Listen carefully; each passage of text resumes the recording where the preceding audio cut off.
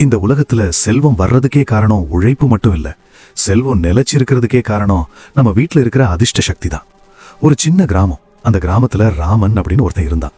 உழைப்பாளி, நேர்மையானவன். ஆனா பணம் அவன் வீட்டுல ஒரு நாளும் தங்கல. ஒரு நாள் அவன் தாத்தா மெல்ல சொன்னார், மகனே, லக்ஷ்மி தேவி உன் வீட்டுக்கு வர்றாங்க, ஆனா நீங்களே தெரியாம அவங்கள வெளியே அனுப்புறீங்க. ராமன் பயந்தான். நான் என்ன தாத்தா பண்ணிட்டேன்னு கேட்டான். தாத்தா சொன்னார், உன் பூஜை ரூம்ல இருக்கிற தண்ணி பாத்திரம் காலியா கிடக்குது. தண்ணி இல்லாத இடத்துல லக்ஷ்மி தேவி ஒரு நிமிஷம் கூட தங்க மாட்டாங்க. அடுத்த நாள் ராமன் ஒரு சின்ன கிண்ணத்துல சுத்தமான தண்ணி ஊத்தி பூஜை ரூம்ல வச்சான். அதே நாள்ல அவனுக்கு ஒரு வேலை வாய்ப்பு வந்தது. அடுத்த வாரம் பழைய கடன் அடைந்தது. அடுத்த மாதம் வீட்டுல சண்டை குறைஞ்சது. அப்புறம் தாத்தா இன்னொரு விஷயம் சொன்னார், லக்ஷ்மி தேவியோட எந்திரம் நீ சரியான திசையில வச்சா உன் வாழ்க்கையே சரியான திசையில போகும். ராமன் அதை வடக்கு திசை நோக்கி வச்சான். அன்னும் குறையல, செல்வம் குறையல, மனசு கவலைப்படவே இல்லை.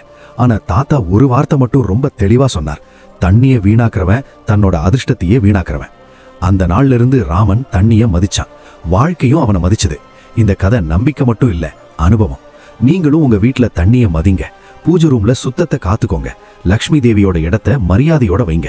அப்புறம் பாருங்க, உங்க வீட்டுக்குள்ள செல்வம் மட்டும் இல்ல, அமைதியும் நிரந்தரமா தங்கும்.